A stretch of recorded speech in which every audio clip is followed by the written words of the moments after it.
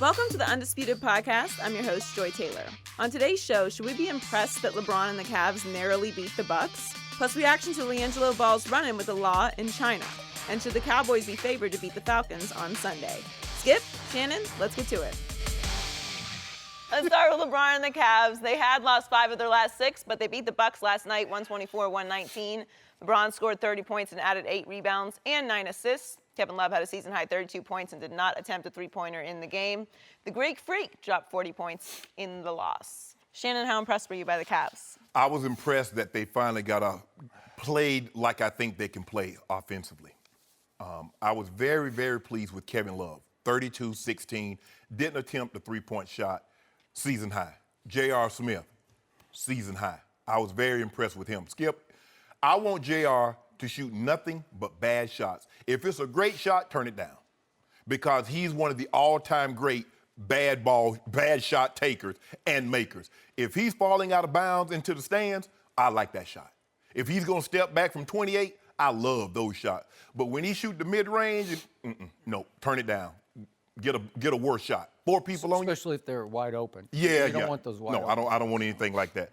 Skip, the thing is, it's still a lot to be concerned about. Because guess what? They got up 30 more threes. They made 13 of them. 43%. They shot 56%, the Bucks did. 56% from the floor. But when you give Giannis 19 of his 20 shots, Skip, 10 feet and in. 17 of them is in this restricted area. So basically, yesterday he was Shaq. Yep. That's what he was. Now, he's special, Skip. 6'11", long. If he ever develops a jump shot, I'm talking about from about 15 to 20, Skip, he's going to be a more athletic Kevin Durant because there's 2 steps from half court, he's at the rim dunking it on you. Everything yesterday was either dunk or layup. You talk about LeBron can't shoot.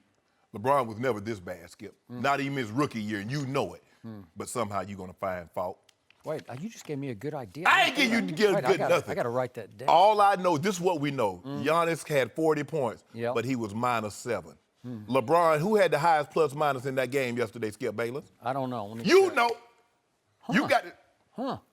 Oh, ho-hum night. Oh, yeah. We talking about Kevin Love 32 and 16, and all LeBron did was 38 and 9. Ho-hum, oh my goodness. LeBron scored another 38 points, 8 rebounds, 9 assists.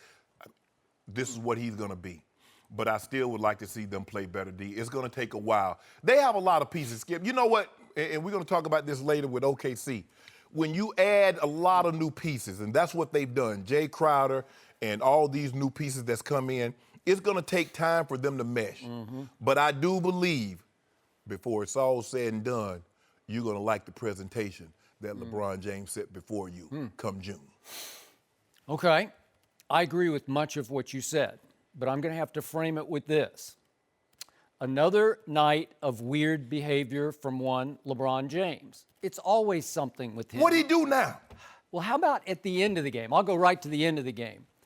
Again, we're still in November, right? And I know they've struggled, and I know the weight of the world is on LeBron James' shoulders, but at the end of this game against the Milwaukee Bucks in Cleveland, he throws the ball up into the rafters as if they just won the championship. How many superstars throw the ball into the rafters on, what's today, November, whatever it was, the 7th. Yesterday. November the 7th, on a November 7th home game against the Milwaukee Bucks? I don't know. And the ball landed clear at the far free throw line. And he was asked after the game, why did you throw the ball up in the air? What was your mood at the moment? Speaking of Instagram moods. And he said, well, it's because I missed that late free throw. Yeah. So he was so mad that it was actually an angry throw of the basketball into the rafters because he missed a late free throw. I am not buying that. I'm sorry. I think it was relief of we finally won a basketball game at home that we should have won. That's what I think happened. Also weird behavior from LeBron the last 2 home games. He hasn't made it out for the introductions. They call his name and there's no LeBron. But he said he was using the restroom. Yeah. So that's okay. I got that. It happened. He's human, but it's just a little When odd. you got to go, you got to go. Has he ever done this in his 15-year career? No. But why the last 2? I don't know. I don't know. Just weird LeBron stuff. It ain't no weird. But you know what? What? that Arthur fist that he posted. Oh my goodness. I think he hit Kevin Love over the head with it before the game, because in all the years I've watched Kevin Love perform at UCLA, in Minnesota, in Cleveland, I have never, ever seen Kevin Love play that hard for an entire basketball game. He played possessed last night, and I'm not sure why. There's no Tristan Thompson, so obviously he has to man the paint. Yes. But remember, for much of his time in Cleveland, he's been your basic spot-up shooter. He's a three-point spot-up shooter. What is he, 6'10" or whatever 16. he is? So he just kind of stands over there on the wing, and every once in a while LeBron says, hey, it's your turn. Whips him a cross-court pass. He sits down. He's pretty good. He can make those shots. He's that stretch. Yeah, stretch 4. So last night, he has 8 offensive rebounds. He was attacking the rim like a maniac, tipping, tip, getting 50-50 rebounds. And it was, for him to go 32-16, and as you point out, he took 0 3-point shots for the first time in almost 3 years, where he just went 3-pointless for the game, didn't even attempt a shot. Well, something clicked, something changed. I don't know if Coach LeBron told him to do that or assistant coach Lou told him to do that. I don't know, but that just changed the whole flow of the game to me, because the Bucks inside, they don't have that much. They're a little thin inside, so to speak. They don't have anybody with bricks in their back They don't pocket. have any bricks in their back pocket. They're all willowy. Yes. Even John Henson and and Antetokounmpo. and Greek Freak. Yeah. They're just long, lean. Yes. But there's no muscle thrown No. around in the paint, and Kevin Love just took the game over. Yet here we go again with the worst defensive team in basketball, because after a nice first quarter where they made their statement, no, we're not going to give away the first quarter the way we usually do, and the Cavaliers scored 39 in the first quarter. They allowed 39 in the second quarter. That's just shocking to me, that at home you would give up 39 to that team. And just a quick thought, and I said this at the end of the show yesterday, I hear everything you say about Antetokounmpo. Yes. I get that. I see it all, and he can take off from the three-point line and dunk it. It's spectacular to watch, but I'm not sure he's a superstar basketball player just yet. No, he's not. I'm just not sure, because it's not just the mid-range game, but remember, I'm watching last year. Remember, this is 5th season now, and everybody wants to anoint him as the next something. Nike wants to anoint him, obviously. He signed a big deal with them, announced yesterday. And yet, against Toronto in the postseason last year, what happened in the last 3 games? And it was just Toronto. LeBron just toys with Toronto, right? They lost 3 straight to Toronto and lost in 6 games. And go look at what Greek Freak did in those 3 games. Just go look, because it's not enough. He doesn't take over. And last night in the fourth quarter, he took 2 shots and made 1. He's in foul trouble. Okay, but still, you got to, if you're that guy playing against the guy, LeBron James, in his house, you got to rise and shine. But I got to see a little more than that. But here's the thing, though, Skip. He's a month away from being 23 years of all right. age. He is. He has Or a December or something, 7th or something. December 6th or 7th, Yep. yes. What I also liked about the Cavs, Skip, they're 4-0 against teams that we consider contenders. Boston, Milwaukee. Contenders in the East. Washington. So you should feel very. Can you even? It's like. It's offensive to me that you're even calling those teams contenders. Like they don't even deserve to be called anything. They're going to make. They're in the Eastern Conference. Right. They're going to they're going to make the playoffs. And so if you make the playoffs, anything can happen. Yeah. Now the likelihood of these teams beating LeBron 4 games in the Cavs aren't very good. But young teams, and what we're seeing, not just against the Cavs, these young players are getting up to play these big threes and all these veteran players. We see it night in and night out against OKC. We see it night in. Teams are giving it to Golden State. Golden State's having to play a lot more and a lot harder than what we saw in years past, because guys are trying to make names. What's the quickest way? Kuzma had a quote, and he's like, don't compare me to rookies. Compare me to Kevin Durant and LeBron James. Those are the guys I aspire to be be like. I'm not worried about these rookies. These rookies, that ain't got nothing to do with me. I'm trying to get to where they are. And so you see guys taking it up a notch, Skip. They're trying to get notches on their belt, and what's the best way? Go at these superstars, go at these superstar teams, because that's how you make a name for yourself. Not the Nets beating Sacramento, the Nets taking down the Cavs, the Nets taking down Boston or Golden State or one of these big power teams, and now you're doing something. So to your point, LeBron has already head-to-head beaten these quote-unquote contenders, except for one, and it has a big asterisk on it. It was opening night at Cleveland, and Gordon Hayward went down, and it looked like Boston was on its way to winning that game, and he was gone, then they were gone, but they came back in that game. They lost their back-to-back home opener, and now they have won 9 straight games. The only thing LeBron has to worry about in the Eastern Conference is Kyrie Irving, period, end of story. Well, you know what? LeBron had 9 assists and 1 turnover. I can live with that. I told him we had to shut down the bakery for a while, Skip, because we had too many turnovers going on. We were selling apple, cherry, peach, so he got out the turnover business right now. So now we just throwing up bagels on folks. Yeah, it was impressive last night. He was a +6, and Jay Crowder was a +5, so Hello. take that to your bakery. Oh, hold on. I'm trying to figure out who had the highest plus-minus of anybody that touched the court last night. LeBron did. He had a +6. Jay Crowder had a +5. And gave us So nothing. did JR, had a +5. On the other team, so did... No. Huh? Can I throw one out? Don't do that. DeAndre Liggins had a +5. Don't do that. LeBron had a +6. I'm really impressed. He blew away the whole floor last night. What about Greek Freak? 40 points. Can you tell people at home, because they don't have the stat sheet like you and I have, what was his plus-minus? I can't find it. You've already found it. Oh, -7. I told you I'm not impressed. So that, you know what? You just made my case. Don't take him to the bank just yet. Oh, no. He's got to be better than that. But he's trending up. He's Sports Center highlights, but I don't know. Yeah. Is he plus-minus? You know how stocks work. You buy low, you sell high. I'm jumping in when he's low. Okay. And then when he get big, you'll talk about, I know this was coming. I was like, no, I've been with him. So I know his stock is trending. He Bitcoin right now. Don't nobody really want to buy it, want to talk about it. I don't know about that, because it's some seedy, all the online stuff, and you can buy some stuff back. He Bitcoin. So I'm you're gonna saying jump on him. superstar intangibles. You seeing him? Yeah. I'm not. Yeah, he gonna get it. Okay. Leading the NBA in scoring at 22, Skip. Okay, back to LeBron James. One other potential distraction we need to discuss concerning LeBron James. And for the record, I do not want to make too much of this story.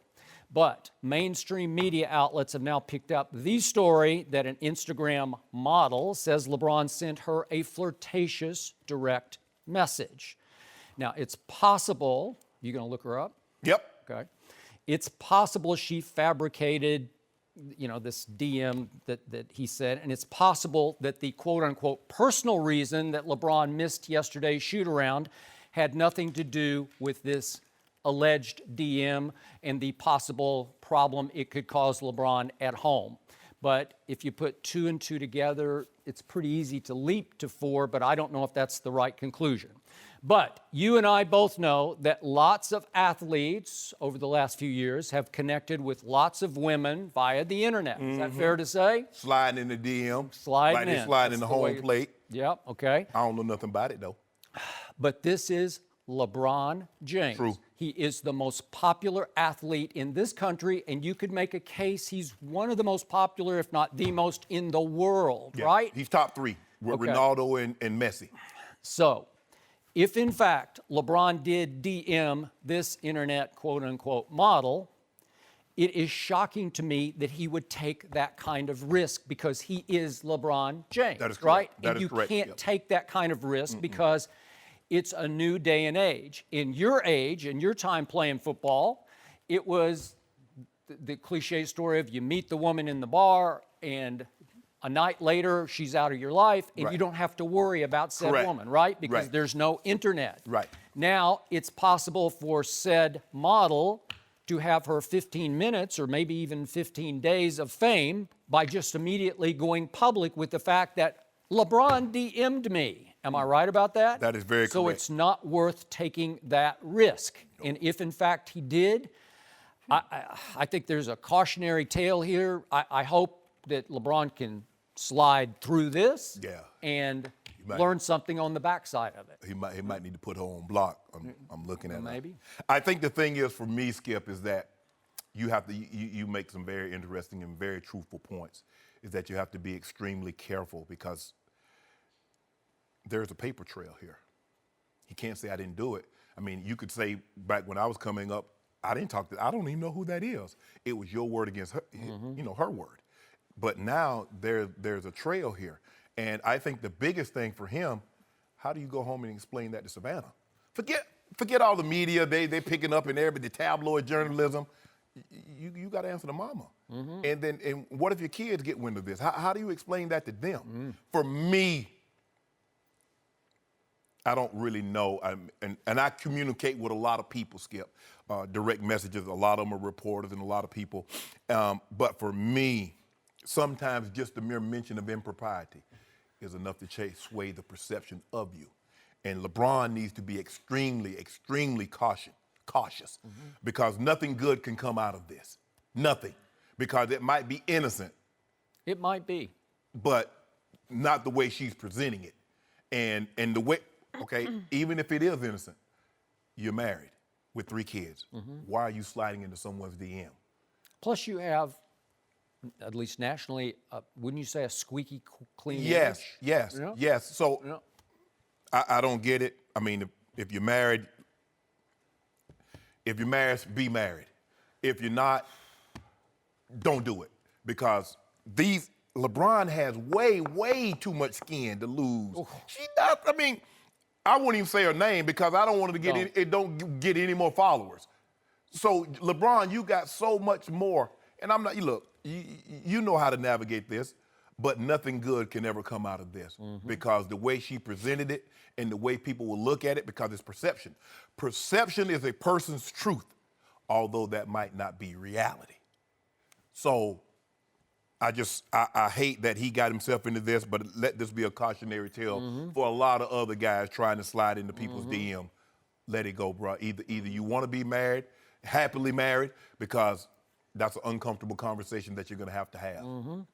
And once upon a time, I remind you, Tiger Woods was seen as the model husband and father. Yes. Right? Yes. And was arguably the most popular athlete in this country, if not the world. Yes. Right? He was that guy. He was that guy. And once one woman told her story, then all of a sudden the floodgates opened and every woman started telling her story, right? And that's normally how it works. Yeah. When you see about these sexual assaults and all these allegations, it's normally 1. And then it's 3, 5, 10, 17. Happened with Bill. We just saw that lately. Yeah, right? it happened with Bill Cosby. So we see that.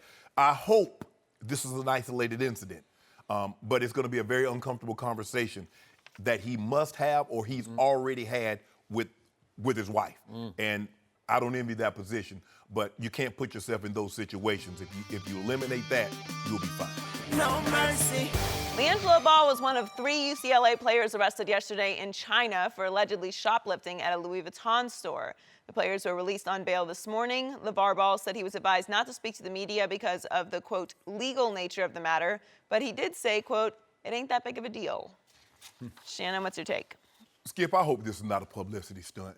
Because Ooh, I didn't think of that. Because here's the thing, though, Skip. Your son gets shoplifting in a foreign country, and you say it's not that big of a deal? First of all, this is what I can't understand about it, Skip. Why would you put yourself and your family in harm's way? You have a brother in the NBA. Your younger brother drives a Lamborghini. You drive a Ferrari, and you go 4,000 miles away to shoplift? Hell, you could have came right down here to Rodeo Drive. They got a big old Louis store. Sure. This makes no sense. Skip, and over the last couple of years, what we've seen, Americans are not looked fondly upon in foreign countries. So you go over there and you do something. Their system is not set up like ours. They say Chinese courts have a 99% conviction rate. 99. So basically you plea and you still got to do something. You got to pay something. Why? Why would you do that? You're with the school. You're over there to play a game. Yep. And you and some buddies, you thought it'd be a cool idea. Now, this is not a 4 or 5-year-old stealing some candy from the convenience store. And I get it. Oh, he's 18, about to be 19. I don't care. So you mean to tell me an 18-year-old doesn't know he shouldn't steal? He shouldn't go to a foreign country and take things that do not belong to him or he refused to pay for? No, that's unacceptable. I don't get it. You go way to China. We've seen situations. There was a case, I think, about 4 or 5 months ago about a young man that was in North Korea. He tried to take some propaganda literature. I do. And Well, that's the last place you want to try that. we've heard situations of people going down to Mexico. Oh. The jail systems down there, we think the penal system here are harsh, but they're Club Med compared to some of those. Because first of all, Skip, the language barrier. You don't know what they're saying. They might be saying you did it, you signed something, and you never know. Yep. But for him to put himself in harm's way, to put his family, and they have a good name. LeVar might talks a lot, but as far as his name has been esteemed because he's not been in any trouble. The kids have not been in any trouble. And for Jello to go there and to do that is unacceptable. But don't worry about it. Chinese, if that was my son, the Chinese authorities would be the last thing he need to worry about. Because you ask my son if something like that were to happen. Oh, he'd have to worry about you. Oh, he already, don't call my dad. He already knows. If you were to ask him, if you were to do something, Kiari, who's the last person? I ain't calling don't call my dad. He gonna tell his mom, don't tell my dad. Oh, I got something for him. Because guess what? I'll be in a cell right next to him. But I got something for him. So, my first and biggest takeaway from this was, if not for LeVar Ball and Lonzo Ball and LaMelo Ball, this whole story would have been a footnote. Yes. It would have come and it would have gone yesterday, in one ear and out the other, right? Yes. Because nobody would have really cared about these 3 freshmen at UCLA, and they did what? Next story, right? But this is the price of fame by association, because this, of the 3 sons, this is the one we know the least about, the one who has been least hyped, least publicized, who has the lowest rating, right? The other 2 got shoes. I got shoes. He got no shoe. This is the one, I don't even know, I'm not even sure about what he looks like because I haven't seen him enough, right? Yes. And I haven't watched him. I go on YouTube and watch LaMelo score whatever he scores, 92. 92. Yeah. So I see him, and in all the pieces done on the Ball family, it's always Lonzo and LaMelo going at it one-on-one out in the driveway, right? So all of a sudden, LiAngelo is becoming famous for all the wrong reasons. So I'm with you. I always try to psychoanalyze what would prompt a kid to do this. So you're in a foreign country that is a scary country. It's a scary place. I agree with you. And let's see, you're going to go in a Louis Vuitton shop and you're going to try to shoplift. Is it just for thrills, to see if you can get away? Do you think you could get away with it in China in ways you couldn't get away with it in the United States on Rodeo Drive? Oh, they don't know who I am. Yeah. A big, let's see, a 6'4", 6'5" black guy. I'll blend right in. Right. Okay. And I don't know if it was like an outing because the Georgia Tech kids were also somehow on the scene because they also got questioned about this by the Chinese police. Yes. And the Chinese police decided the Georgia Tech kids weren't involved in this. So what would motivate you to try to do this when you have a Ferrari at home, right? What? You have a Ferrari and your 16-year-old brother got a Lambo for his 16th birthday. And you're going to shoplift a watch in China for what? Just to see if you can get away with? Is that the mentality?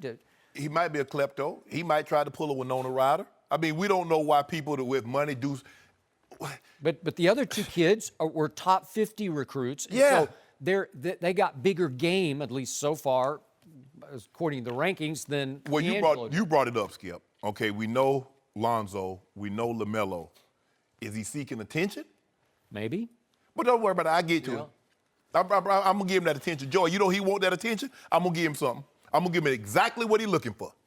But we have seen movies made about this down through the decades. Yeah. I go all the way back, this is before your time, to Midnight Express, an Oliver Stone movie back in the 70s.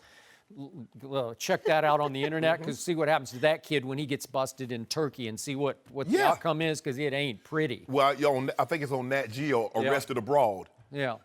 In South America or in Australia or doing, they do you real bad. Because first of all, they already think the West think they're better than everybody else. And you feel you can come in our country and do what you want and run amok over here. So they punish you even more severe than maybe they would their own citizens, because you coming over here think you running the show. You ain't in the West.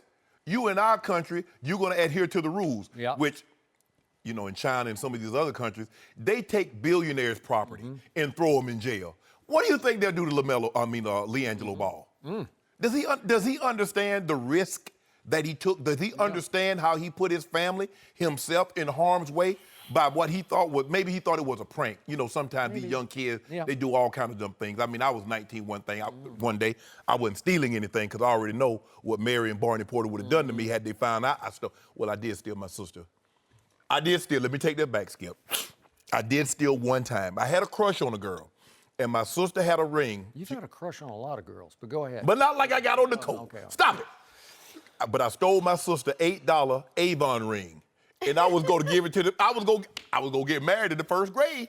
Wow. And my sister, she a tattletale. That's where I get it from, Joy. And my sister told my grandfather that I said, it's not. I didn't steal it. What's in your pocket? Papa, ask him what's in his pocket. I said, that's my fire truck. Thought it was going to be the end of it. He made me empty my pocket out, Joy. Did you have to take it back? Man, he beat the brakes off me.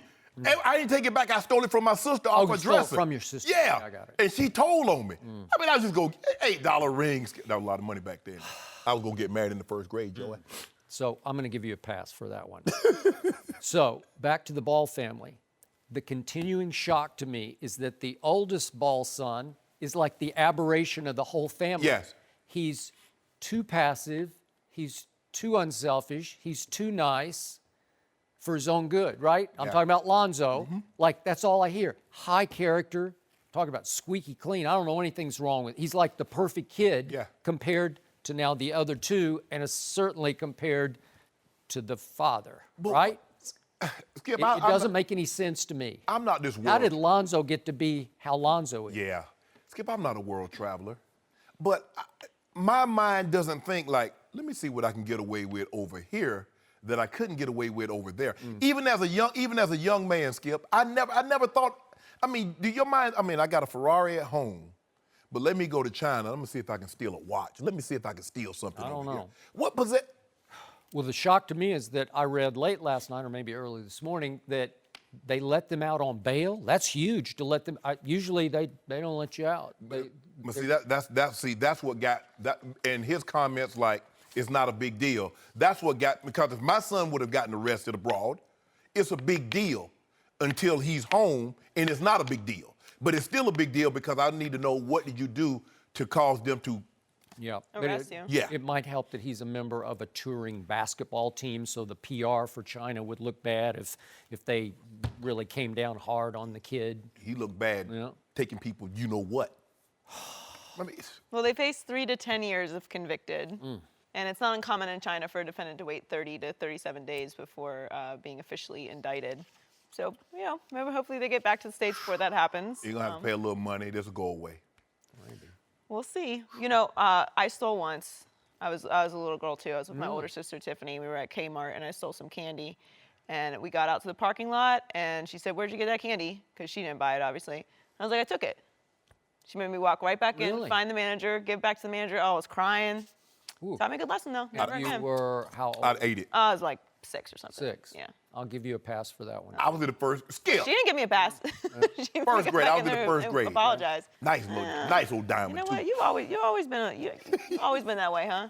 You got a little touch of Drake, you know. Yeah, you know. Just falling in love all the time. Well, I'm ashamed to admit I never stole anything in my life.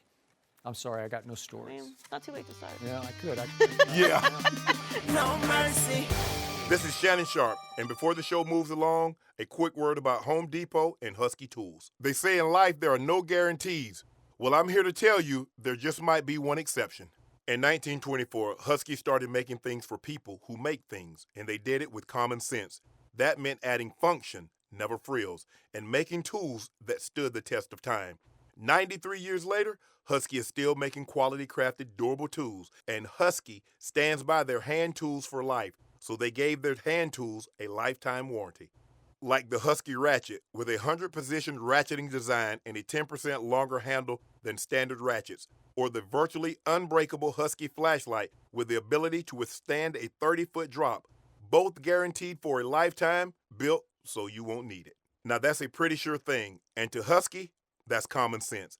Husky, common sense tools since 1924, with hand tools guaranteed for a lifetime, found only at the Home Depot. No mercy.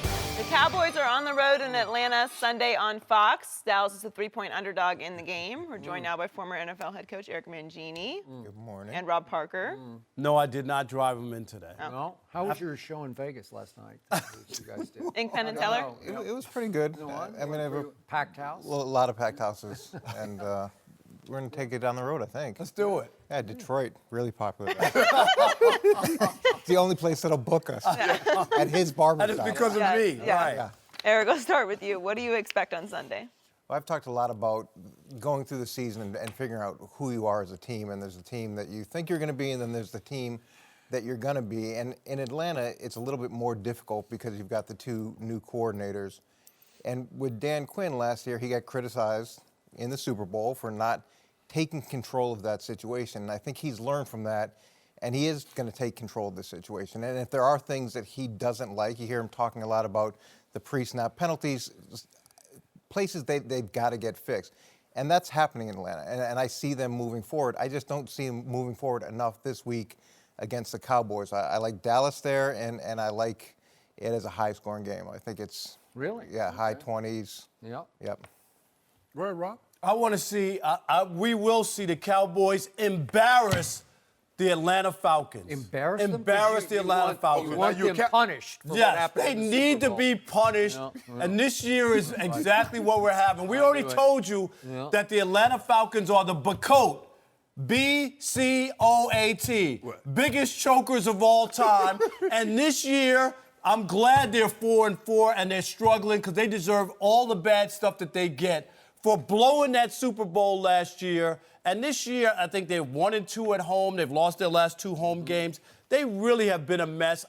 I knew there would be a hangover. You can't shake off what they did in the Super Bowl. You should empathize with them. I'm not. They deserve everything they get for being awful, losing that Super Bowl. Fans shouldn't even drink the sweet tea or eat the pulled pork and all that. They shouldn't do it. What about the hot dogs? No hot dogs either. They don't No hot- deserve it. no hot dogs? Nothing. Because the Falcons, Matt Ryan, Julio Jones, they have. I saw the game against New England. They were totally, remember that game? Totally out of it. Yeah. It's like they didn't even show up or get off 23-7. Get off Yep. the bus. That's what we've seen all year, like this inconsistency. I don't feel good about them at all. Matt Ryan had an unbelievable year a year ago. They destroyed Green Bay in the NFC Championship game. All the other stuff. Since that Super Bowl, up 28-3 in the third quarter with 2 minutes to go, they have been garbage. I want the Falcons to be destroyed and the Cowboys to dance on the middle of the field after the game. Rob, they're 4-4, and they've lost a lot of close games. The idea I want that, them to be destroyed. The idea that they're garbage, they are coming off losing the Super Bowl, and every team that's done that has had problems, and they're dealing with two new coordinators. But to say that they're garbage at this point, that's just silly. So was that Super Bowl your greatest nightmare of your career, your reporter's career? Yes. It was not a good night for me. You are not the biggest Tom Brady fan, and that will haunt you forever. That Tweeting during the game? I want you to know. Of course he was. I want you to know. I almost kicked the TV in. That's how bad it was. I could not believe that game. I was. No, you go ahead. No, how about you go, Skip? I got to digest what Rob just said. Before the year started, I went down the schedule and I circled 4 losses for the Dallas Cowboys. and this was one of those. But everything has changed since then because I thought they were going to lose at Denver, and now I look at what's left of Denver, and I say, I have no idea what happened except that Denver played its Super Bowl that day and played its toilet bowls after that game, right? And I still had them losing on the road at the Giants. Not sure that's going to happen this time. And then at the end of the year, losing at Philadelphia. And now that can't happen, or I don't think they're going to get home to win the division because they got 2 left against Philadelphia. But I did circle this as a loss because I thought Atlanta would have some Super Bowl hangover, but by game number 9, I thought they would start to figure it out. And you've been making the point all week, and it does scare me because the potential is there. Nothing changed player-wise. Coordinators changed. Everybody's back. They didn't really lose. I can't think of anything they lost. It's all the same. Yep. Maybe that's what's wrong with them. Maybe it is all the same. Maybe they needed to shake up their chemistry a little bit. But Matt Ryan and Julio and those running backs are capable of exploding. And you think they will pretty much explode on the Cowboy defense, but the Cowboy offense will just outscore them, right? That's what I anticipate. Yep. Yeah. And I'm afraid of them exploding, even though I got to tell you, and I think you agree with this, the more I look at what the Dallas defense did to Kansas City last Sunday, the more impressive it gets. Because if you take away the Hail Mary at the end of the first half, Kansas City scores 10 points in that game. And it looked legit to me. It wasn't like a crazy turnover game. Well, fluky. I agree They just with you. shut down Kareem Hunt, and they held in check Tyreek Hill. And I thought Kelsey, he didn't gash him. He didn't just take the game over the way he'd done against the Raiders. So I think they have come together right on schedule under Rod Marinelli. He's still the star of that defense, although Sean Lee drives that defense. And maybe they can do enough of a number to keep Atlanta in the you think in the 20s. I think they got to keep Atlanta in the 20s because I don't think Dallas can score more than just mid-30s, somewhere in there. Yeah, I think it's going to be in the 20s. And look, with Atlanta overall, they haven't lost a significant amount of players. But the changing the coordinators is bigger than people think. And there is a chemistry that has to be developed between the offensive coordinator and the quarterback. But Atlanta has the ability to get on a streak, just like they're on a streak now. They've got a chance to get on a hot streak. I'll believe it when I see it. Okay. When the first Super Bowl in New England, we were 5-5 through 10 games. And then we went on a streak, and that was the difference. And in the NFL, it's whoever's hot towards the end of the season. And you can make a lot of mistakes and go through this learning curve in the early part of the season. It's if you're hot at the right time. Is that when the video came in after you were 5-5? You will not give that up. It's like dealing with a kid in the playground. It's time We to go. need some new material. I think for me is that, Skip, you said that Denver played their Super Bowl and they played the Cowboys. I believe the Falcons are going to look at this game as a Super Bowl. They know in order to have any chance of keeping pace with New Orleans, they can't lose this game. That is true. I've never seen Matt Ryan had an unbelievable. He's turned the ball over more this year in 8 games than he did all of last year in 16 games. And their losses are directly tied to Matt Ryan turning the ball over. Coach, they're winning these games. They're comfortably ahead. And the next thing you know, Matt Ryan throws a pick 6. Or he fumbles the ball and they get a scoop and score. And now a team that you're about to go up 13-17 on, you let them back in the game, and now they're just a touchdown down. And so it gives them confidence. But if I'm the Dallas Cowboys, Skip, I ain't watching. The only game I'm watching is Miami because I'm watching what Ajayi did. They were down by 17, and they just kept handing him the ball. Now, normally when teams get down 17 on the road, you know it's throw time. They're like, nah, we ain't going to throw it. We're just going to run it to you. And Atlanta is built. Their defense is their offense. Race out to a big lead, force you to throw the ball because they're undersized defense. They want to pin their ears back with Vic Beasley and Claiborne and Grady Jarrett. They want to put pressure on you, but they can't sit in there. And when teams pound that run at them, that's when they have the problem. But I expect Matt Ryan and Julio to get on the same page. They haven't connected as well as, haven't had that 180, 200-yard game. You know it's coming. I believe it happens this week. But they got to start out early. You don't want to be fooling around with the Cowboys and let them get ahead of you like 10 points because then you're going to see, well, we'll know what's going to happen with Zeke probably Friday. But they're going to run the football. That's what Dallas is going to do. And if they have they want to go far, play action pass. Run the ball, you think Dak. It's that run game and those big offensive hog linemen they got. See, there And he then- goes taking another shot at Dak. I ain't taking no shot. I'm just He's a one-year wonder, flash in the pan aberration. no. That could be Matt Ryan, actually, but go ahead. I know who it's not. That guy up at 95 North. Oh, Pennsylvania. Oh, that he guy, here to yeah. stay. He got staying power. Okay, yeah, we'll talk He about built for that later. permanence. Yeah, like he was last year. No, dude, When they that finished was 7-9, Hey, fell off the map. Do you know he has 7 more touchdowns through 9 games than he had all of last year? That strike you other guy that fall and I don't know. That now comes the notorious bye week, and you never That's what know. he They got needed. time to let it sink in. What do we just rest his arm up. He throw it on the touchdown. Really? Exactly. By the way, you slided another guy who played a great second half at Atlanta in that big Miami upset of the Falcons, Jay Cutler from Vanderbilt University. He took the game over in the second half. Jay Ajayi took the game You've over. got to go back and watch the tape of what happened. So, back to the Dallas Cowboys. What does concern me is we always talk about Vegas and what stock they put. They're putting big stock in Atlanta because they opened this game as Atlanta by 3.5. That means at home you get maybe sort of 3 for home field. Right. But they're saying, we think Atlanta has a slight edge here. And then the bettors bet it up to 4, but now it's been bet back down to 3. And I was shocked. I tried to guess the point spreads. I thought Dallas would be favored by 2 or 3 points. Seriously. I thought at least by a pick 'em or 1. Isn't it true in Vegas where if it's a pick 'em game and you're the home team, you get 3 points? Yeah, Yes. I mean, I can see why this could You be. know a lot about gambling. No, I don't former really know coach. much. I really don't know much about them. But I do respect Vegas's ability to set a line. They are pretty incredible with the way that they do that. I could see why this is a pick'em game. You look at Atlanta's potential. You look at games where Atlanta has looked like the team that we saw last year. That can happen at any point. Sure. And with Dallas, there's been some inconsistencies throughout the season, and I know they're riding a hot streak now. I was gonna say they I are. completely understand why this could be a 3-point edge to Atlanta. Look at the teams that's giving Dallas problems. Teams that have running backs that not only can run but can catch the ball. The Los Angeles Rams with Todd Gurley.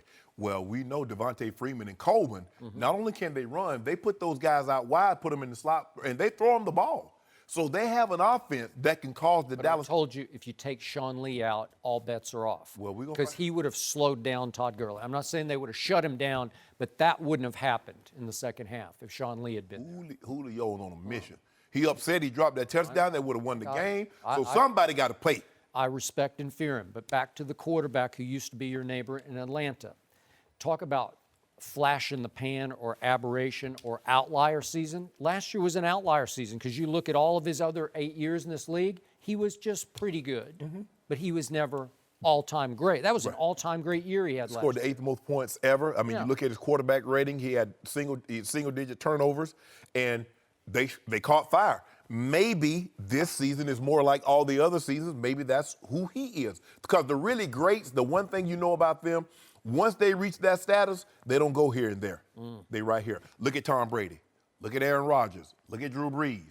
Look at all the, they stay there. They don't peak and valley like that. You know, Aaron Rodgers' first 10 games last year was horrible.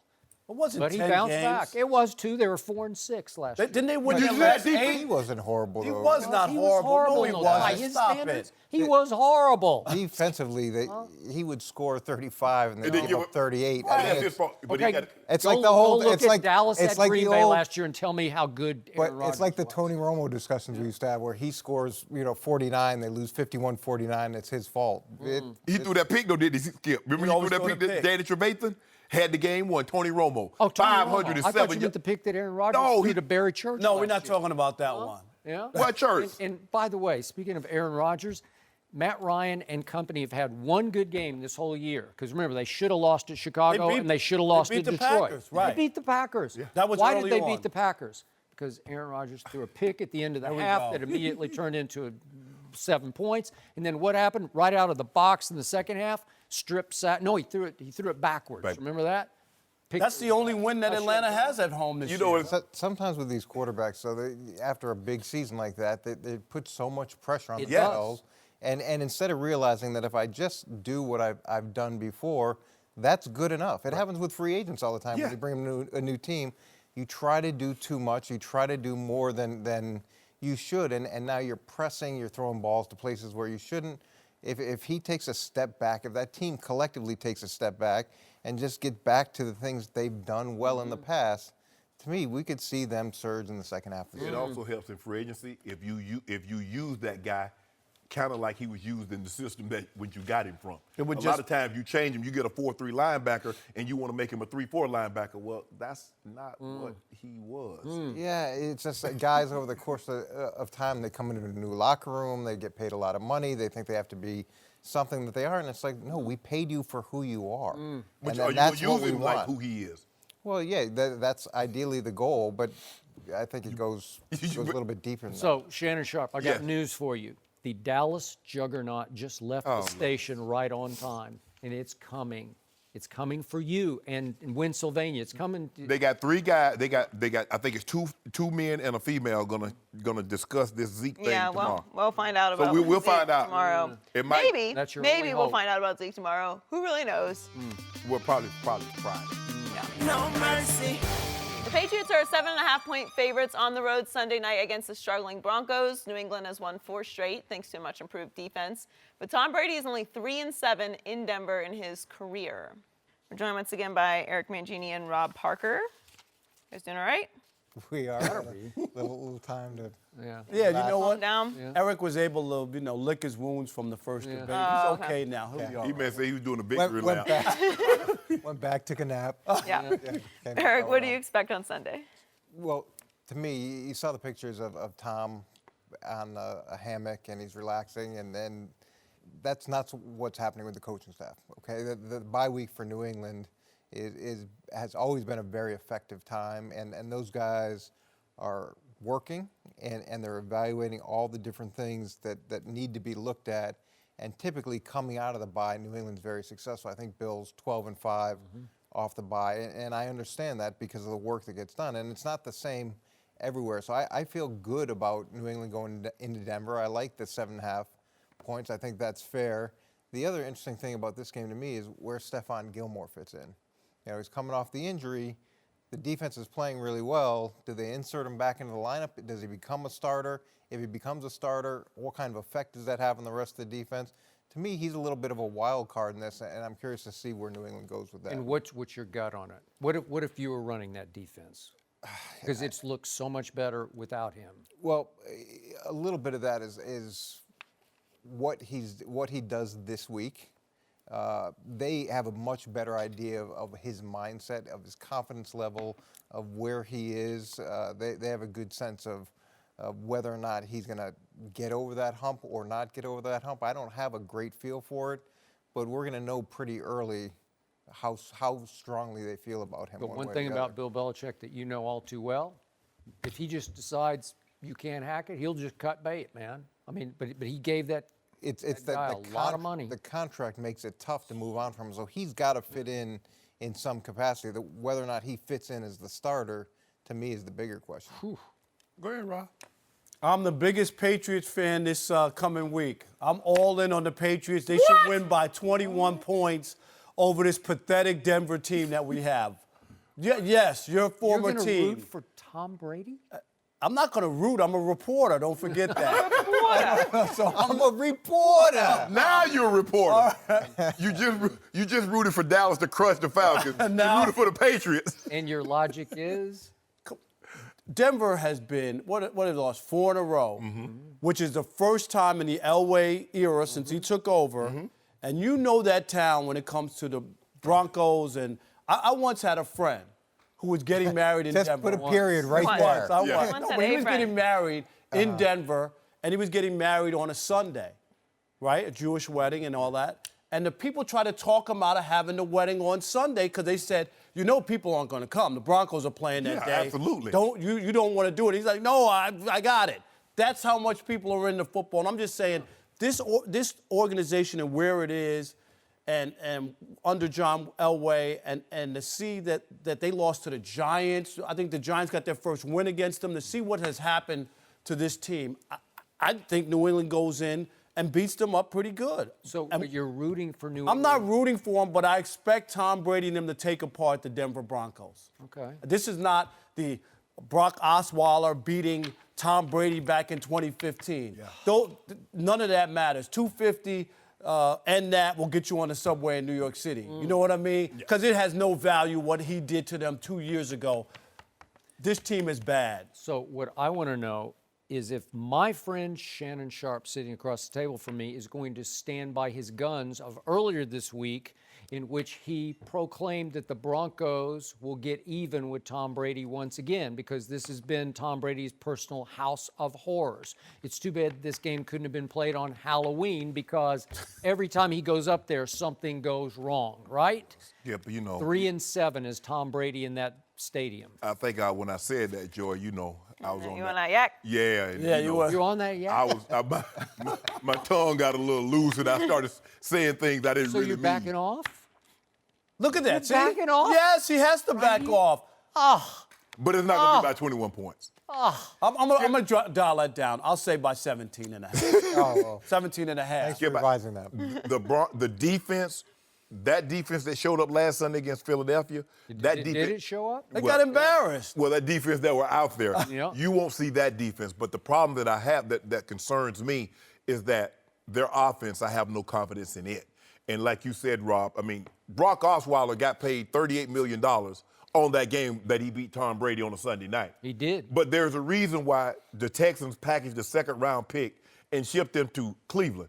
There's a reason why Cleveland said, you know what, we're going to give you $16 million. You can play quarterback anywhere else, just not here. That's not an accident. Teams don't normally pay guys $16 million to go away. How much did they give you?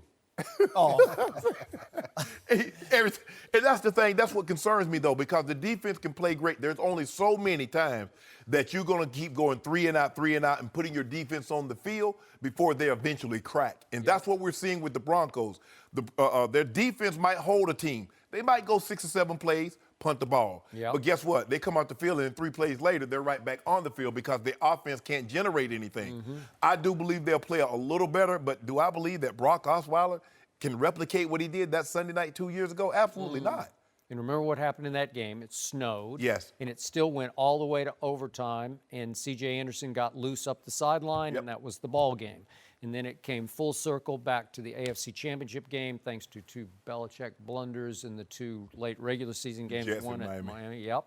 Remember, he won the toss in overtime. And didn't give Brady the Didn't ball. give Brady the ball?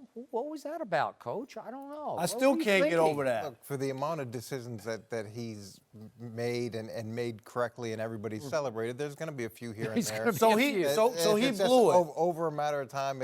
Look, I'm not buying it. I'm Just not say buying. it. No. I'm Just saying say it. He blew it. You can There say comes, it. Say there it. comes You're a on time television where, now. Just say No, it. I'm He sure blew it. I'm sure there was a reason and a process for it, and it didn't work out, and sometimes that happens. Yeah, but Tom Brady had just driven them 80 yards for the tying touchdown, and you win the toss, and you say, we'll defer. Well, you it know wa- what happened. It wasn't like, Marty Morningwig did that in Chicago. He took and he gave I Chicago. was at that game he and gave could not Chicago the believe it. win. Yeah, and some of, maybe it was the direction he wanted. Right. There was definitely a rationale. Okay. Maybe so- Belichick's Have you tape gotten over? machine, Have you jam. gotten over anything? Because there's a lot of things that you haven't gotten over yet. He hadn't gotten over the Super Bowl, Skip. I have. He hadn't gotten over that pathetic performance that the Broncos in Atlanta played last week. So what have you gotten over? You hadn't gotten over. Nothing. I'm angry at these teams because they're so bad. They really are. Look, I do think Denver has a chance here in the sense that they can match up man-to-man, and they can get pass rush on Tom, and they can do it And quickly. it sounds like Chris Hogan is. It sounds like he's not going to play.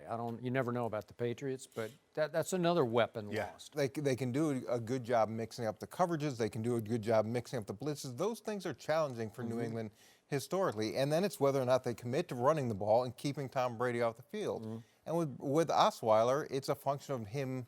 We're not going to go ask him to win the game necessarily, but we got to start with not making the mistakes that put the team in a bad situation. It doesn't matter who Brady has. Brady's that good. It doesn't matter. Hogan, no Hogan, they'll be just fine. What are you talking See, about? I want to pull back because the more Rob goes Patriots, the more it makes me think this is am I too missing? obvious a pick. What? I'm serious. So just remember. Chris Hogan's hero. Hogan said it doesn't matter. 2015 after the Sunday night loss and the 2 blunders at the end of the regular season. So they wind up back in that same house of horrors, and it still goes down to a 2-point play that they couldn't pull off at the end to tie it at 20, Right. right? So that's how close he came. but he's always close but no cigar. Right. In this ballpark, right, in this stadium. And think about he's beaten Jake Plummer, Tim Tebow, and Trevor Siemian. That's correct. Those are the guys that he's beaten. Okay, but Coach Mangini knows that when Tom Brady has a mission, if he wants to go right or wrong, I think you're going to get the best of Tom Brady in this game because he owes Denver for the last time he was there. And I think that there are two defenses that have basically, they're waiting till next year. Two defenses in the National Football League I thought were going to be very good, are basically mentally home for the holidays already, and it's the Giants and it's the Broncos. The Broncos still have a top 5 defense. You know that, right? Did you watch them against Philly? I mean, they just gave up. They just said, no mas. The 2000 Ravens, they gave up 35 points to Jacksonville. But they didn't give up 51. And look, when you've got a proud group like that and you have an uninspired effort, those guys aren't going to come back in the room and think, okay, well, look, let's pack in the rest of the season. They're going to rally. They're going to get, New England's going to get Denver's best shot. And when Denver's defense is rolling, it creates a lot of problems. The 7.5 points to me is on the high end. I think New England will cover that.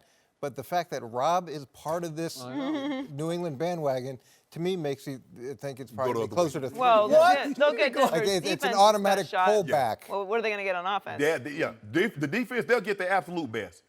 But what is Denver's offense absolute Zero. Nothing. Well, running the ball effectively and keeping Tom off the field, it's got to be complementary. You can't become a head coach running the football. You got to come up with these fancy passing schemes. You know that, E-Man. Well, look, you can also you can lose your head coaching job by not running the football. And, exactly. There is a head coach in place there who understands that. Eric Robb, thanks for joining. What's up, buddy? No mercy. The latest college football playoff rankings were released yesterday, and there were no changes at the top. Georgia, Alabama, Notre Dame, and Clemson are still the top 4 teams. Oklahoma and TCU are on the outside looking in, and they meet Saturday night in Norman on Fox.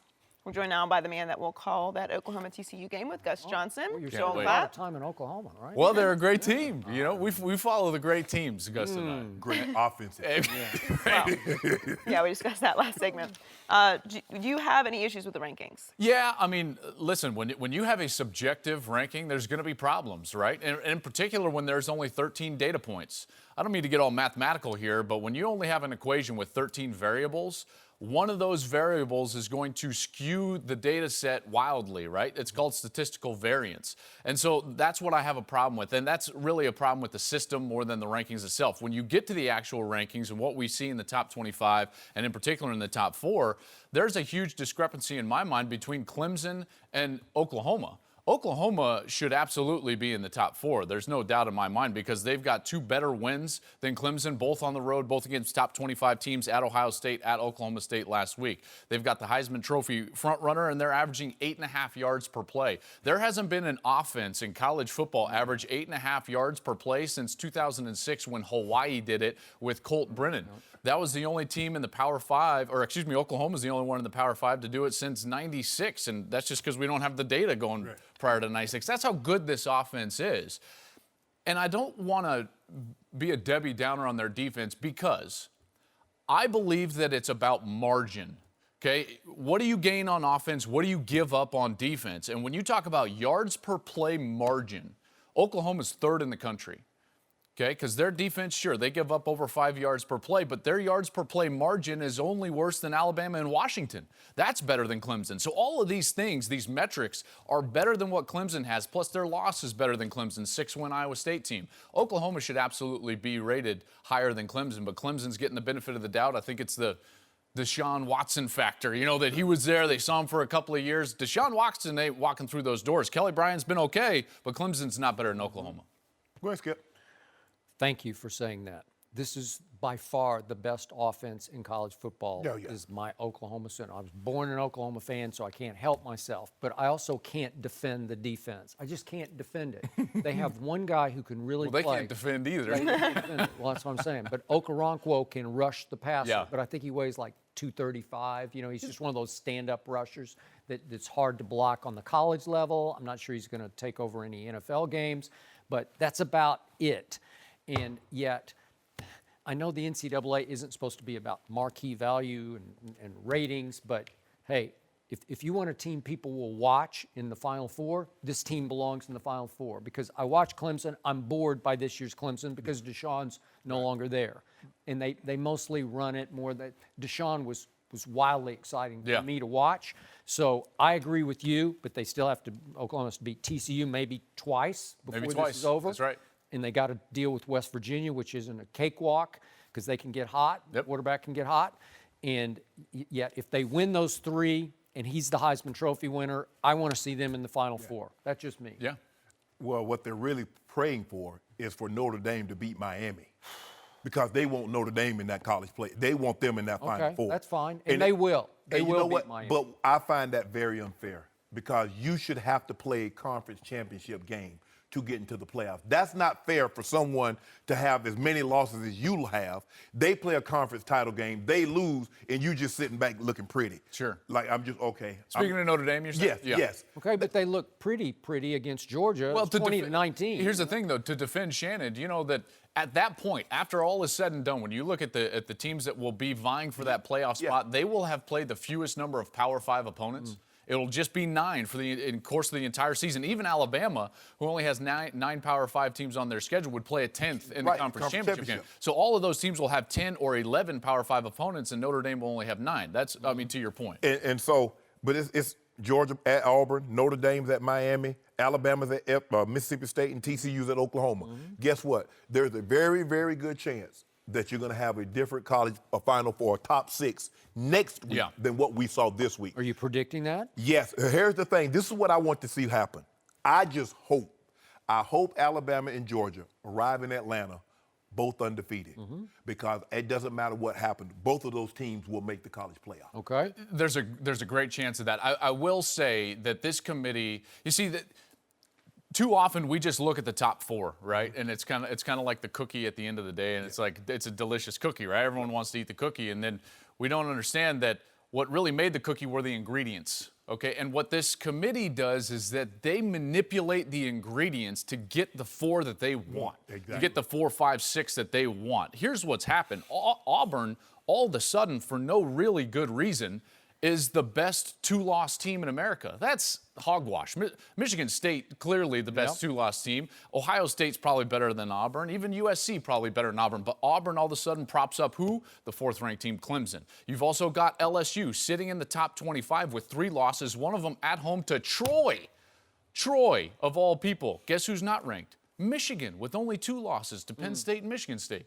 Like, how does that work? Well, it works because we only focus on the top 4, 5, or 6, and we don't look at what's going on down below, where this committee is propping up a really bad SEC. Mississippi State's ranked way too high. LSU's ranked way too high. Auburn's ranked way too high. Why? In order to prop those teams up where they want them in the top 4 or 5. Is it possible that the Big Ten could have no team in the college playoff? Yeah, certainly possible. In particular, if Michigan State runs the table and gets to that conference championship game and then beats a team like Wisconsin, now all of a sudden your champ is a 2-loss Michigan State. I don't think they're going to have the bullets to get into that playoff. Okay, what if Wisconsin, unbeaten as we speak, they have 2 home games left against Iowa, and I'm shocked they're a 12.5-point favorite over in Iowa that just cleaned out Ohio State last weekend. So what if they beat Iowa at home? What if they beat Michigan at home? And then I assume they would deal with Ohio State in the conference championship. We'll see, right? It could even be Michigan still. You know, could be Michigan, could be Michigan State, could be Ohio State. Okay, but what if they run their table?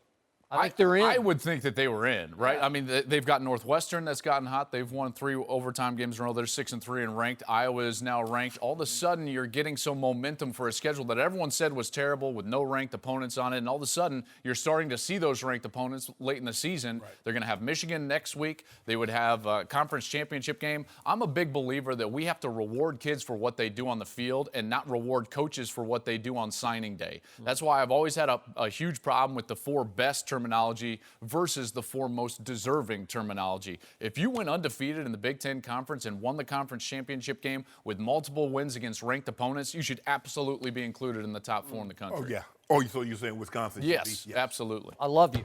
Boomer Sooner. You got this. An exciting I'll weekend. tell you, man, Be this sure one's to- going to be good. TCU, by the way, has got one of the best defenses in the country. So if you want to see Baker Mayfield tested, this Saturday. It's going to be on fire. Be sure to check out Joel and Gus Johnson for Oklahoma TCU Saturday night on Fox. Joel, thanks for joining us. No mercy.